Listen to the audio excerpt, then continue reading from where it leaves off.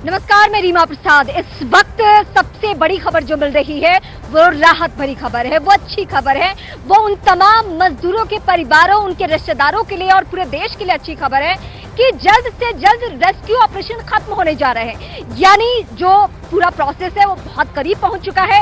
Ambulance की संख्या यहां पे बढ़ा दी गई है और एम्बुलेंस की स्टाफ का कहना है कि हमें इंटरनल सोर्सेज और इंटरनल आदेश आ चुका है कि यहां पे एक एक करके एम्बुलेंस की संख्या बढ़ा दी जाए। ये इस वक्त की सबसे पुख्ता जानकारी, सबसे बड़ी खबर। यानी पूरा देश जो इस वक्त इंतजार कर रहा है कि 41 मजदूर जो कि 11 दिनों से फंसे हुए हैं वो जल्द से जल्द बाहर निकले, वो इंतजार अब खत्म होने को है। एक बार मैं चाहूंगी कि आपको तस्वीरें फिर टॉप एंगल से दिखाऊं, उसके बाद कुछ और बड़ी बातें होंगी। ये जो पूरा प्रोसेस है वो कल जैसा ही दिख रहा है, लेकिन आज की सफलता ये है, आज की उपलब्धि ये है कि आज अभी तक यानी बीते 24 घंटे में या रात भर जो काम चला है उसमें कहीं कोई रुकावट नहीं आई है। और इसी तरीके से अगर ये पूरा प्रोसेस स्मूथली चलता रहा तो हो सकता है कि वो वक्त दूर नहीं, आज शाम या देर रात तक ये बड़ी सफलता मिल सकती है। यानी सभी मजदूर यहाँ पे बाहर निकल जाएंगे। जो तमाम एक्सपर्ट्स हैं उन्होंने सबको अलर्ट पे रखा है। उत्तरकाशी से लेकर अन्य जिलों से एम्बुलेंस की संख्या यहाँ पे 41 करने की कोशिश की जा रही है। चूंकि यहाँ पे स्पेस की कमी है, जगह नहीं है, तो सारे एम्बुलेंस यहाँ पे नहीं है। अभी यहाँ पे 8 से 10 की संख्या में एम्बुलेंस है और आसपास के इलाकों में उन सारे एम्बुलेंस को अलर्ट पे रखा गया है कि जैसे ही यहाँ सब कुछ पूरा हो जाएगा और सारे मजदूरों को निकाला जाएगा तो सबसे पहले उन्हें अगर किसी की क्रिटिकल सिचुएशन है तो उसे नियर बाई जो भी हॉस्पिटल है वहां ले जाया जाएगा, और कोई अगर ठीक है तो उत्तरकाशी, और उसके बाद उसके घर परिवार के लोग, उसके परिवार के सदस्य जो पहुंचे हुए हैं उन सभी को एक एक करके दे दिया जाएगा। क्योंकि मजदूरों की जो संख्या है वो 41 है और मजदूर कहाँ कहाँ के रहने वाले हैं वो एक बार दर्शकों को मैं फिर बताती हूँ। उत्तर प्रदेश, पश्चिम बंगाल, बिहार, झारखंड और इसके अलावा उड़ीसा और उत्तराखंड, इन तमाम जगहों के मजदूर हैं। और इन तमाम मजदूरों के, और इस वक्त मेरी सहयोगी प्रियंका हमारे साथ जुड़ चुके हैं। प्रियंका, हम कल भी बात यही कर रहे थे कि अगला 24 घंटा जो है वो खुशखबरी लेकर आने वाला है। आज जिस तरीके से आप प्रोसेस के बारे में पहले भी बता रही थी, ऐसा लग रहा है कि अब अगर मशीनों ने काम करना शुरू किया, कहीं कोई रुकावट नहीं आई, तो जल्द ही खुशखबरी आनी है। जी बिल्कुल, 6 पाइप जो हैं रेस्क्यू पाइप्स वो टनल के अंदर जा चुके हैं। कैसे वो रेस्क्यू पाइप्स होते हैं ज़रा पहले मैं दर्शकों को ये दिखा दूं।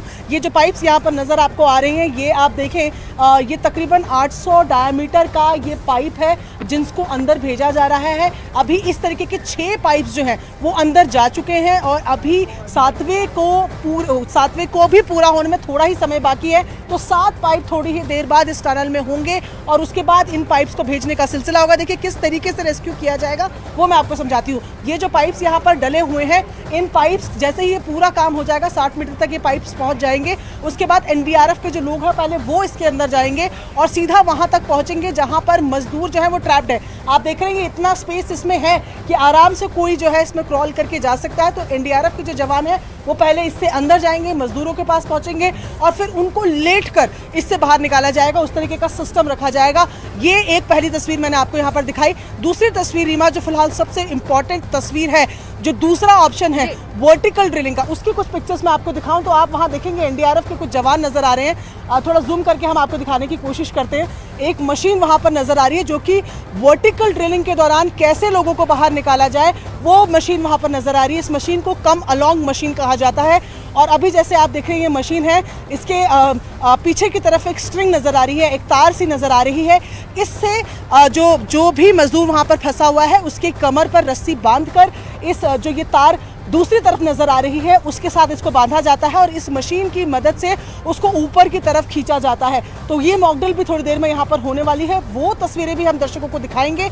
लेकिन जिस तरीके से हम बात कर रहे हैं, एक जो कि टनल के फेस से लगातार रेस्क्यू ऑपरेशन चल रहा है वो, और वर्टिकल ड्रिलिंग, दोनों की तैयारियां तेज हैं। उम्मीद यही की जा रही है कि जिस तरीके से तेजी से फिलहाल काम चल रहा है तो कोई बड़ी खुशखबरी जल्द ही हम दर्शकों तक पहुँचा पाएंगे।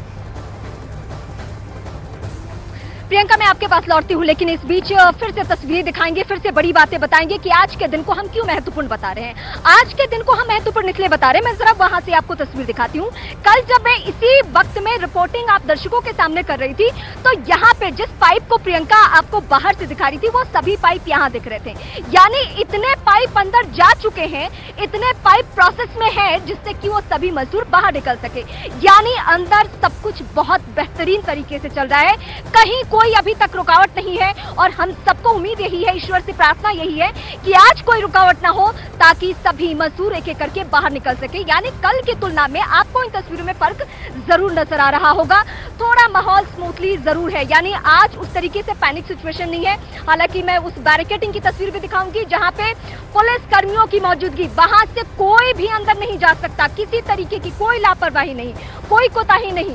बीते 24 घंटे से पहले की बात करूं तो 7 पुलिसकर्मी सिर्फ इस बात के लिए सस्पेंड हो गए थे कि इस एरिया में लोगों का मूवमेंट शुरू हो गया था। मैं फिर अपनी सहयोगी प्रियंका का रुख करूंगी, एक एक करके तमाम जो सवाल है उसको जानना बहुत जरूरी है। प्रियंका, कल और आज में अगर मैं आपसे फर्क समझना चाहूं तो क्या क्या फर्क नजर आ रहा है? कल जो हमने देखा कि ये सभी जो पाइप जिसको इस वक्त आप दिखा रही हैं, वो टनल के ठीक करीब रखा गया था, लेकिन रात भर में जो पूरा प्रोसेस चला है, पूरा रेस्क्यू ऑपरेशन चला है, उसमें सभी को अंदर कर दिया गया है और 60 तक पहुंचने का ये जो पूरा टारगेट है, उसके हम बहुत करीब पहुंच चुके हैं।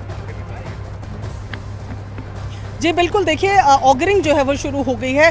दरअसल क्या पूरा प्रोसेस होता है वो मैं आपको समझाती हूँ। ये जो पाइप्स हैं, इन्हें जोड़ा जाता है, वेल्ड किया जाता है पहले, और वेल्डिंग सबसे ज़्यादा समय लेती है। 900 डिग्री तक की का जो टेम्परेचर होता है वो वेल्डिंग के दौरान होता है। ऐसे में 2 घंटे की वेल्डिंग के बाद 1 घंटा इन्हें छोड़ा जाता है ताकि टेम्परेचर थोड़ा सा कम हो, और उसके बाद ऑगरिंग का काम यानी कि अंदर घुसाने का जो काम है वो शुरू होता है। ऐसे में कल रात भर से जो हमें सामने अभी अपडेट आया है कि अभी 7वें पाइप को अंदर डाला जा रहा है और जल्द ही 7वां पाइप भी पूरा अंदर होगा। तो ये तो होता है इसका प्रोसेस कि किस तरीके से किया जाता है। अब बात की कल से आज तक में क्या फ़र्क है, तो सबसे पहला फ़र्क तो ये है कि अब उम्मीदें कल की तुलना में ज़्यादा हैं।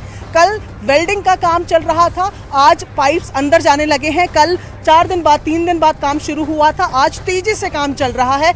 और ऐसे में अगर किसी तरीके की कोई हिंड्रेंस नहीं रही, कोई ऑब्स्ट्रिकल नहीं आया, कोई ऐसा चट्टान सामने नहीं आई जिसको भेदना ऑगर मशीन के लिए मुश्किल हो रहा है, तो ऐसे में माना जा रहा है बेहद अच्छी स्पीड से हम आगे बढ़ रहे हैं। मैं फिर एक बार आपको तस्वीरें दिखाऊंगी। एनडीआरएफ के पास जो मशीन नज़र आ रही है, वो मशीन जो है वो वर्टिकल ड्रिलिंग के लिए इस्तेमाल में लाई। वेल्डिंग में ही एक जो उसका मिनिमम वर्क टाइम है, उसे पूरे किए बगैर आगे नहीं बढ़ा जा सकता। और ये भी ज़रूरी है कि जो काम हो वो बहुत अच्छी क्वालिटी का हो, ताकि आगे फिर अंदर किसी तरीके की दिक्कत ना आए।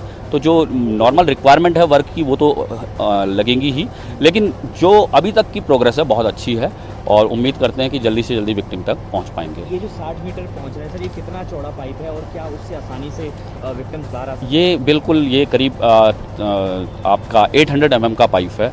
तो काफ़ी हमने इसमें ड्रिल करके भी देखा है कि किस तरीके से इसमें विक्टिम का मूवमेंट किया जा सकता है। तो ये मोर देन सफिशिएंट स्पेस हमको मिल जाएगा।